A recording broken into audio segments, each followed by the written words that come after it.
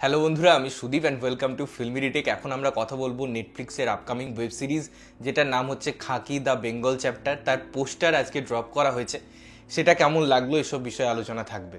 তো দেখুন, একজন রিজনাল সুপারস্টার, মেগাস্টার, যিনি অবশ্যই তার একটা সিনেমা দিয়ে এই যে প্যান ইন্ডিয়া রিচ করার কথা ভেবেছিলেন, এবং তাকে যখন একটা সিরিজে প্রজেক্ট করা হচ্ছে তার ডেবিউ প্রজেক্ট হিসাবে, এবং যে প্ল্যাটফর্মে সেটা দেখানো হবে সেই প্ল্যাটফর্মটা ওয়ার্ল্ডের সবথেকে বড় ওটিটির মধ্যে একটা, এবং যেখানে যে দর্শকের সংখ্যা, যেভাবে তারা কন্টেন্ট কনজিউম করে এবং দ্য কোয়ালিটি অফ কন্টেন্ট সেই পার্টিকুলার আমি যদি প্ল্যাটফর্মের কথা বলি, সেটা সবসময় দারুণ। তো সেই জায়গায় যখন এরকম একটা সিরিজ নিয়ে কথা হয়েছে, যার প্রথম চ্যাপ্টার ছিল খাকি দ্য বিহার চ্যাপ্টার, কীরকম হাইপ ক্রিয়েট হয়েছিল, কীরকম সাবজেক্ট ছিল, নীরজ পান্ডের নাম যখন জুড়ে যায়, তো ওই হাইপটা মানুষের মাথায় এখনও আছে।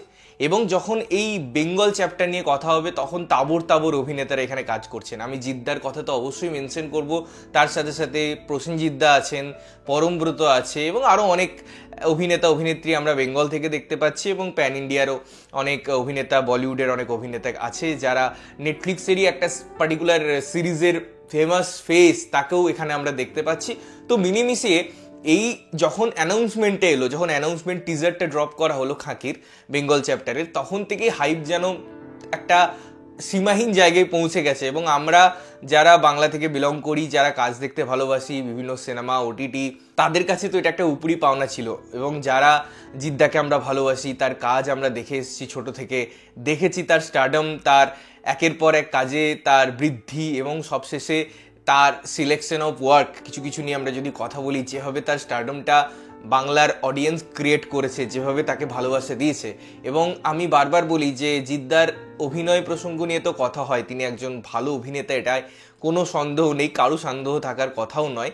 কিন্তু এই যে প্রোনাউন্সিয়েশন, আমরা যখন একটা প্যান ইন্ডিয়া প্ল্যাটফর্মে কাজ দেখব, তখন ভাষাটাও বা তার উচ্চারণটাও সেরকম ভালো হতে হবে, তবে গিয়ে সেই লেভেলটা ম্যাচ করা যাবে। হ্যাঁ, অনেক সময় অনেক অভিনেতাদের দেখা যায় যে তাদের একটা বেঙ্গলের অবয়বে তাকে ঢলানোর চেষ্টা করা হয়, তার ফলে তার যে ভাষার একটা একটা দোলাচল থাকে, সেটাও কোথাও গিয়ে ওভারকাম করে যায় because of the character arc, because of the characteristic. তো সেই জায়গায় ক্যারেক্টারটাকে ইজিলি এইভাবে প্রেজেন্ট করা যেতেও পারে, কিন্তু যদি তার মধ্যে সেই জিনিসটা থরলি আসে না, সেই ভাষাটার প্রয়োগ, সেই জিনিসটা একটা আলাদা হাইপ ক্রিয়েট করে। আমরা যখন প্রসেনজিৎ দাকেও দেখেছি বিভিন্ন সিরিজে কাজ করতে, সেই জিনিসগুলোতে কিন্তু ধ্যান দিয়েছেন, যদিও কিছু কিছু ক্ষেত্রে তাকেও সেইভাবে প্রেজেন্ট করা হয়েছে। বাট ওভারঅল আমি যদি কথা বলি, প্রসেনজিৎ দাও কিন্তু দারুণ।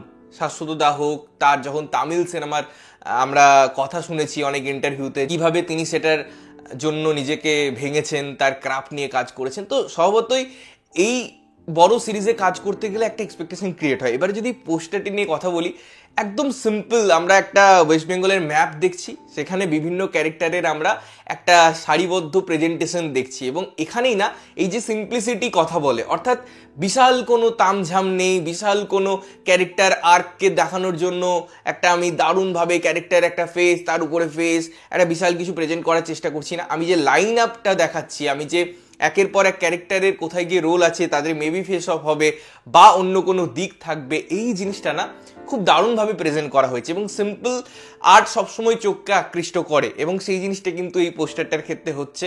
দারুণভাবে আমরা এনজয় করছি, এবং তার পিছনে যে গানটা বাজছে, যেভাবে আমরা অ্যানাউন্সমেন্ট টিজারেও যে গানটা দেখেছিলাম, যে বাংলার অন্য একটা রূপ, তো সেটা যেন এই পার্টিকুলার পোস্টারটাকে, এই মোশন পোস্টারটাকে একটা অলংকার দিচ্ছে। তো মিলিমিশে আমার দারুণ লেগেছে ব্যাপারটা, পোস্টারটা, এবং সব কিছু যা যা অ্যানাউন্সমেন্ট আসছে, যেরকমভাবে হাইপ ক্রিয়েট করছে তারা। জেনারেলি কিন্তু নেটফ্লিক্স অবশ্যই প্রমোশন করে, কিন্তু এতটা হাইপ ক্রিয়েট করে না, এতটা সেটা পুশ করে না। বাট আমরা যদি দেখি বেঙ্গল চ্যাপ্টার ভালো করে, এখানে কিন্তু তাদের থেকেও বিভিন্ন রকম টাইম টু টাইম বিভিন্ন অ্যানাউন্সমেন্ট আসছে। সুতরাং বোঝা যাচ্ছে যে অডিয়েন্স যেমন এক্সাইটেড এই কাজটা নিয়ে, সেরকম প্ল্যাটফর্মও ভাবছে যে আমরা আমাদের তরফ থেকে কোনো খামতি রাখবো না প্রমোশনে। তো সব মিলিয়ে মিশিয়ে এটা খুব সুন্দরভাবে ব্লেন্ডিং হচ্ছে প্রমোশনটা। আমার মনে হয় এটা হওয়া দরকার, যাতে আরো অনেক মানুষের কাছে এই কাজটা সম্পর্কে একটা আভাস পৌঁছায় এবং তারা এই কাজটা দেখতে পারে। তোমাদের কেমন লাগলো পোস্টারটা অবশ্যই কমেন্ট করে জানিও। ততক্ষণের জন্য ভালো থাকবে, সুস্থ থাকবে, এবং সবসময় ভালো জিনিস দেখবে। চ্যানেলটা যদি প্রথমবার দেখছো, লাইক, কমেন্ট, শেয়ার করতে হবে, সাবস্ক্রাইব করতে হবে, যাতে প্রত্যেক নোটিফিকেশন তোমাদের কাছে পৌঁছায়। দেখা হচ্ছে অন্য কোনো ভিডিওতে, ততক্ষণের জন্য টাটা।